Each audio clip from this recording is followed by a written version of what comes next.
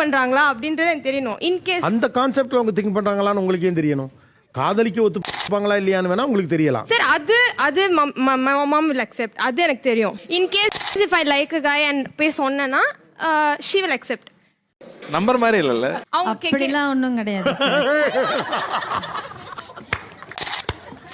இதுவே போட்டு வாங்குறது தான். புரியுதா இல்லையா?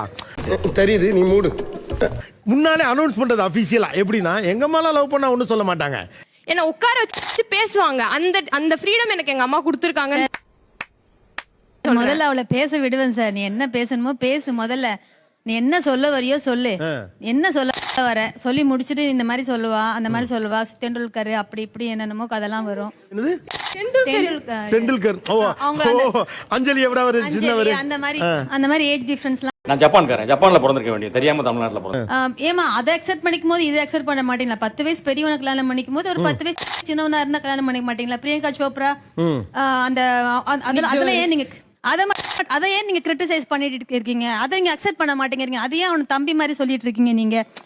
ஆனா அவன் நினைச்சிட்டு இருந்தாலும் யாரையாவது கூட்டிட்டு வந்தா ஒத்துப்பாங்க அம்மானா அது நடக்கவே நடக்காது. நினைச்சு கூட பாக்கடா நீங்க. நடக்கவே நடக்காது. ஓ ஏதோ காதலிக்க சொன்னா உடனே ஓகே சொல்லிடுவாங்க நீங்க. இல்ல அந்த அவங்க சொல்லுவதா சொன்னாங்க. இல்ல அதான் நடக்கவே நடக்காதுங்கறாங்களேமா. வாய்ப்பு இல்ல சார். அப்ப நான் தப்பான ஷோக்கு கூட்டிட்டு வந்துட்டேன்னு நினைக்கிறேன் சார். நீ என்ன ஐடியால வந்த?